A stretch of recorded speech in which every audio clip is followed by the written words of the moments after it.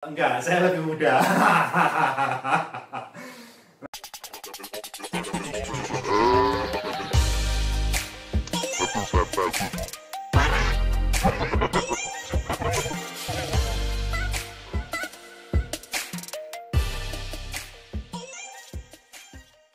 Oke teman-teman semua, hari ini kita udah hari keberapa nih ya di rumah aja ya? Hari ke Hampir 2 minggu. 2 minggu besok. Kalau buat saya 14. Hari ini harusnya 14 kalau karena saya dari hari Minggu ya. Ya. Nah, hari ini kita tiba-tiba habis chatting terus muncul ide yuk kita bikin vlog bareng gitu ya. Meeting. Uh, Halo, Bung Roy. Woi, Halo, cah ganteng dari. aku kacamata, aku nggak kacamata. Oh, gitu ya. Siap, siap, siap. Roy, Halo, yang Bro belum tahu, Fedion, gimana? buat semua teman-teman yang belum tahu, si Roy ini adalah anak muda yang sukses. Sama-sama kita sebenarnya sama-sama dari kota Amin. kecil gitu ya, dari kota Kudus. Roy ini Tapi kan, nggak sama-sama muda ya, nggak sama-sama muda nah, ya. saya lebih muda. Nah, si Roy ini punya bisnis restoran, bisnis kuliner di Jakarta, dan dia punya Ya, beberapa cabang. Brandingnya namanya Soto Kudus Senayan. Buat yang belum tahu, cobain deh ya. Nah, cek di sini ya.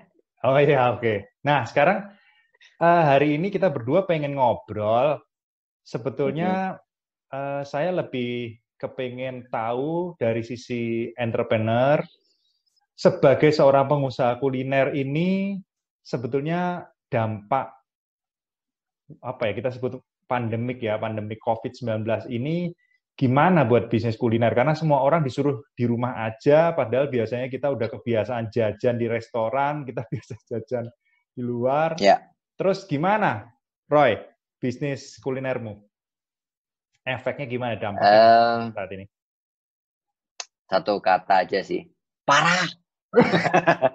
Serius, serius ya, bro? Aduh, parah parah. Ini belum belum pernah terjadi. Aku udah main F&B ini tahun ke-11. Tahun ke-11 Ini main tahun F&B. ke-11. Oke. Dan ini eh, gininya ini benar-benar parah dan nggak pernah terjadi sebelumnya. Saya paling pernah turun tuh paling cuma 50% dari Oke. omset. Ini 50% waktu apa ya? 80%. Waktu apa itu Waktu 50%? dulu Kelapa Gading bangun LRT. Oh, yang macet parah ya? Macet, ya macet parah, macet parah. Itu turun 50% lah, Nah, ini 50%. 80%. Ini 80 sampai 90%. Waduh, duh, duh, duh, duh. Ya, Oke, oke. jadi ya ya untungnya bulan ini start baru 2 minggu ini ya. Ah, Jadi tanggal 1 sampai tanggal 14 ya kayaknya atau 15 itu saya masih punya omset standar. hmm. Sehingga ya itulah yang yang menjadi backbone untuk bulan ini gitu loh. Omset tanggal 1 sampai tanggal 15 itu yang menjadi backbone untuk bulan ini. Hmm. Nah, yang bulan depan, nah ini yang yang bulan depan ini yang mungkin bisa getting worse kalau kita nggak recover di pertengahan bulan atau sampai akhir, misalnya sampai akhir bulan ya, ya Ya, kita nggak gitu. tahu gitu ya, belum tahu. Tapi Ya kita kira-kira belum tahu. sebagai pengusaha, kita ini kan harus apa ya, berpikir di luar kotak ya, maksudnya berpikir dengan kreativitas luar biasa. Kira-kira Soto Ya, Kudus Senayan sendiri punya terobosan apa nih? ini masalahnya kita udah di luar kotak gitu ya. Jadi kita harus masuk ke kotak lagi ya, mestinya. Kotak yang lain ya gitu ya? Iya, iya, iya, iya.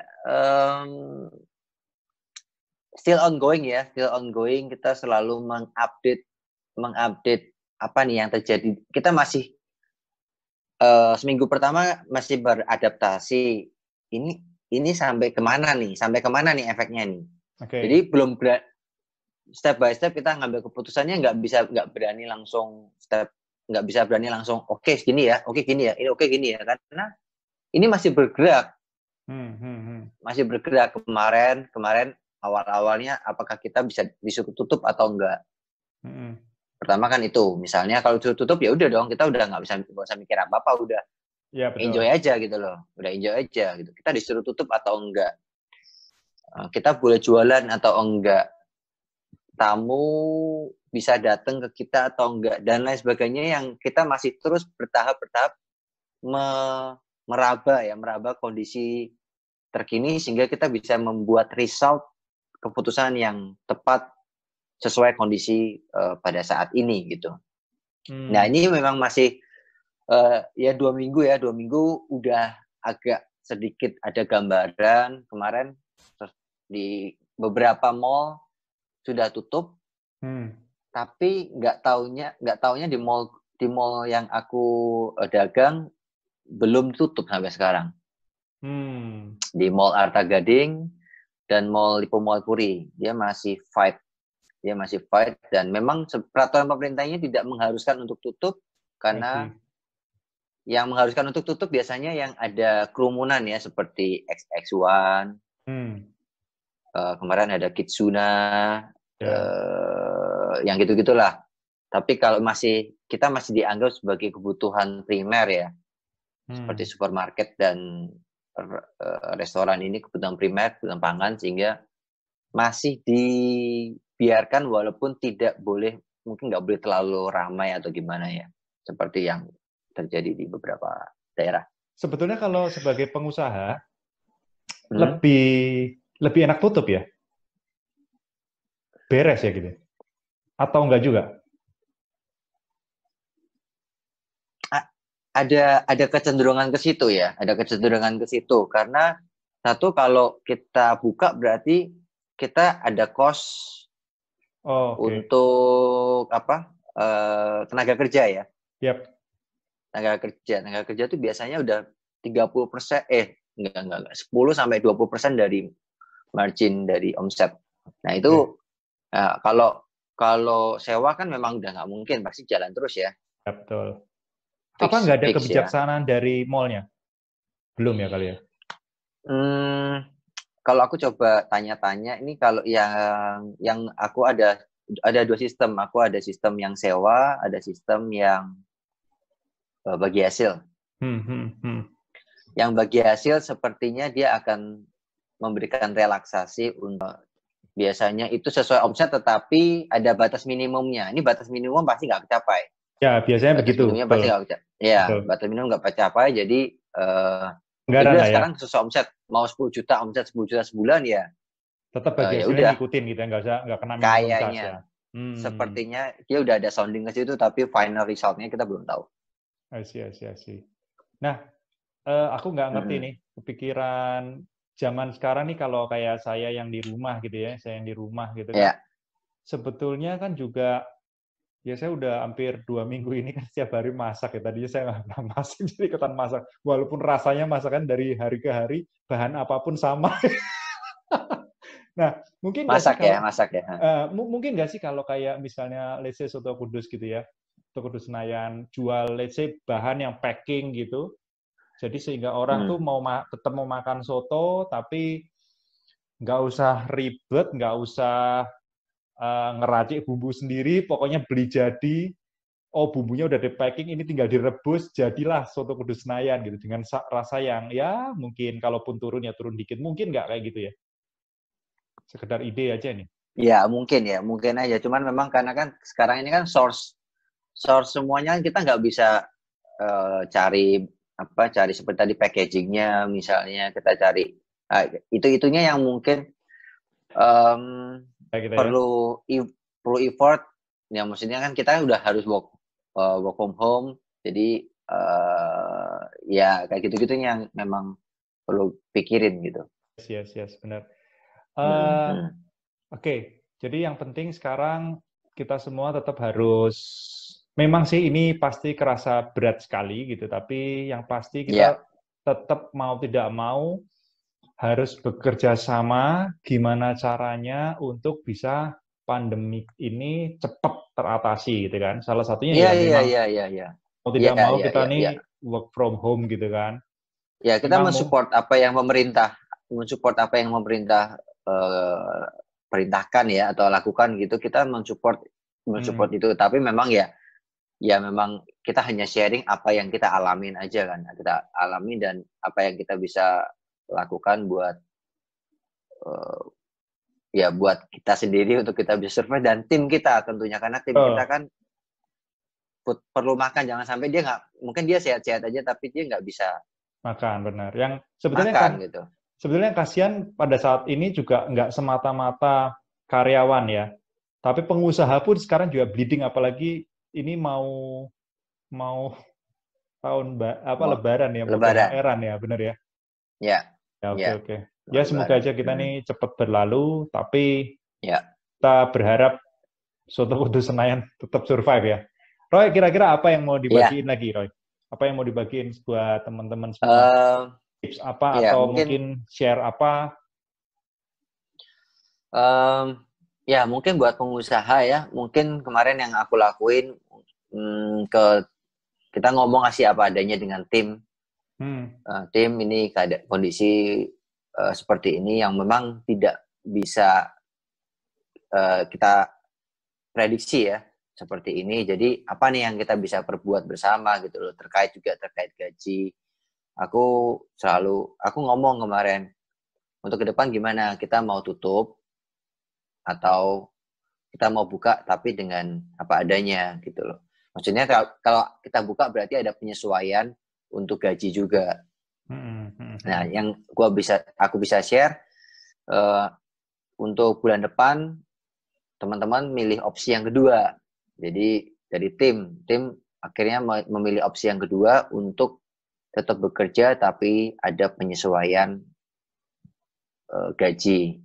Karena nggak mungkin kalau aku ada 4 usaha, 5 usaha, semuanya bleeding dan beberapa bulan aku juga nggak kuat untuk dana daruratnya, nggak akan kuat untuk bisa fight untuk buat diriku sendiri, nggak ada pemasukan, masih nombokin bleeding lagi, jadinya nggak kuat gitu. Sehingga ya udah apa adanya kita sampaikan bahwa aku nggak akan kuat kalau beberapa usaha semuanya bleeding dalam waktu yang bersamaan gitu. Kalau kita satu bleeding yang lainnya enggak, ini kan kita bisa subsidi silang gitu ya. Subsidi silang gitu loh. Subsidi silang, belum ada cicilan dan lain sebagainya. Ini kan tapi semuanya ini bleeding, jadi siapa yang mau nyicil gitu loh, siapa yang mau support gitu loh. Jadi ya udah kita akhirnya ngomong, oke Pak, tetap buka aja, kita mau disesuaikan. Ya udah paling kemarin mungkin ini bisa dipakai juga buat pengusaha yang lain. Kemarin aku bilang ya udah aku kan biasanya punya batas bawah sama batas atas. Untuk bisa mengencourage tim. Jadi kalau batas bawah, kena batas bawah, tim akan ada punishment. Untuk batas atas, kalau mencapai batas atas akan ada bonus yang dikejar. Nah, jadi kalau mencapai batas bawah, bulan ini kita cuma hanya ada pemotongan sedikit. Jadi untuk tetap hampir full gajinya, tapi hanya kena pemotongan yang sesuai kesepakatan itu aja bulan ini, supaya teman-teman tetap punya gaji yang bagus untuk mereka bisa persiapkan di bulan depan. Yes. Kalau bulan ini hancur, bulan depannya pasti hancur lagi. Nah, ini yang the worst case-nya untuk bulan depan adalah, misalnya aku cuma punya omset 30% di bulan depan, ya udah berarti gaji teman-teman pun aku juga akan berikan 30% dari yang biasanya gitu loh. Nah, itu kesepakatannya. Dan teman-teman ya udah Pak, daripada saya juga nggak kerja sama sekali, juga takutnya kalau nggak kerja anak-anak jadi pulang keluyuran. Betul. Malah ya timbul masalah baru ya. Ya, jadi timbul masalah baru, sehingga ya udah akhirnya sementara ini sepertinya itu yang bisa saya ambil dan saya sharingkan gitu. Tapi ya nggak tahu nih ke depan nanti apakah. Ya, ke depan belum tahu lagi. Ya, oke. Kita sih harapannya sih kalau bisa sih misalnya ada stimulus juga dari perbankan gitu, misalnya untuk yang pengusaha yang masih punya cicilan otomatis ya. Harapannya sih kalau bisa ada keringanan gitu, karena ini pandemi secara total, dan dari Bank Indonesia juga mungkin kasih keringanan juga, sehingga bank-bank itu juga bisa memberikan keleluasaan buat para ini. Yang intinya kita sama-sama orang Indonesia, kita sama-sama mau dari kalangan apapun, harus bekerja sama, harus hand in hand, mengatasi masalah ini. Ya kita hanya bisa melakukan apa yang jadi bagian kita dan tugas kita gitu ya. Kayak contohnya mungkin saya kebetulan ya memang saya nggak punya bisnis yang seperti Roy gitu, jadi memang saya yang tugas yang saya bisa lakukan ya saya stay at home gitu. Gimana caranya kita memberikan mengisi waktu-waktu kita ini dengan sesuatu yang tetap positif, produktif positif, betul. ya. Ini sih jujur aja saya banyak belajar. Saya manfaatin waktu-waktu belakangan ini untuk lebih intens sama anak-anak, mungkin ya kayak tadi, saya tadinya seumur-umur gak pernah masak, jadi masak gitu. Syukur-syukur sih, kebetulan di Semarang ini saya udah ketemu langganan di pasar yang bisa lewat WA, Mbak, pesen ini, ya dikirim gitu kan, lewat Gojek. Terus kemarin ada juga dari Lotemar temen yang kalau mau beli bisa nggak bisa gitu ya. Harapannya ini semua bisa nular dan kita semua bisa survive melewatin pandemi ini. Oke, Roy.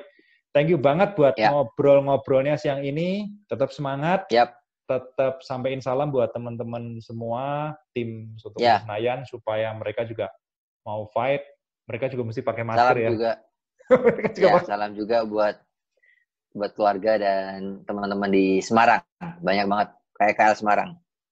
Siap. Sampai berjumpa. Terima kasih. Thank you. Stay at home. Always be positive. Yes.